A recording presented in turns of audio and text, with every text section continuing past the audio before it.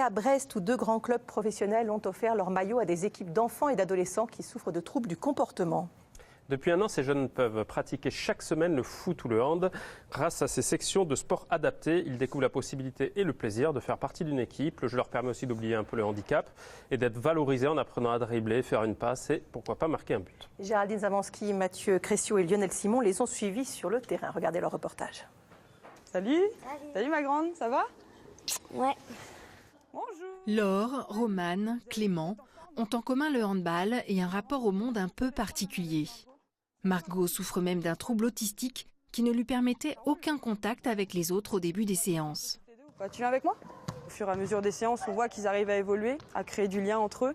C'est ça qui est aussi génial, c'est qu'ils arrivent à s'apprivoiser. C'est vraiment ça. Ils ont tous un peu une particularité, on voit qu'ils s'en aperçoivent.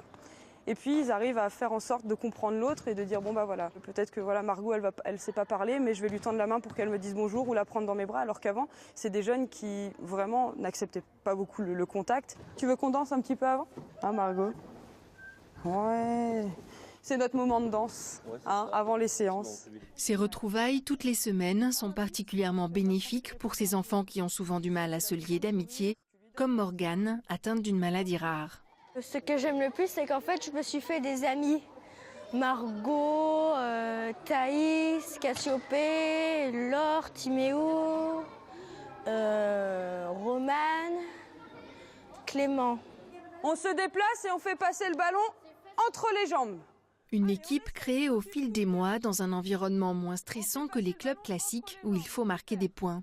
Je pense que ça lui apporte la confiance en elle parce que bien évidemment dans un club un peu plus conventionnel, la compétition fait en sorte que on demande plus, alors qu'ici de pouvoir prendre un peu plus son temps permet d'y aller plus progressivement qu'en fait et donc d'acquérir plus de confiance en eux. Ici, pas d'exigence de performance, juste le plaisir de s'épanouir en apprenant un sport. J'aime bien le hand, ça fait 2 ans que j'en fais. Et j'aime beaucoup Camille. En fait, on fait des trucs bien et puis on peut défoncer des plots avec des balles et on peut faire des fous aussi des fois. Ouais, ça défoule bien. Parfois, ça m'arrive de faire quelques pauses, mais ça défoule bien. Ça aide énormément, même à la calmer. Elle rentre, elle est fatiguée, c'est de la bonne fatigue pour elle, quoi. Ce qu'elle ne peut pas faire dans un autre club où elle est prise, elle est mise de côté plus ou moins.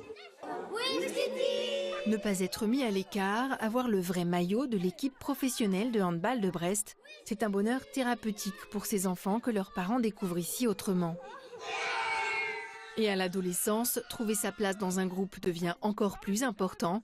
Cette équipe masculine a choisi le foot. Il n'y a pas cette coupure qu'il peut y avoir au quotidien avec des enfants entre guillemets valides.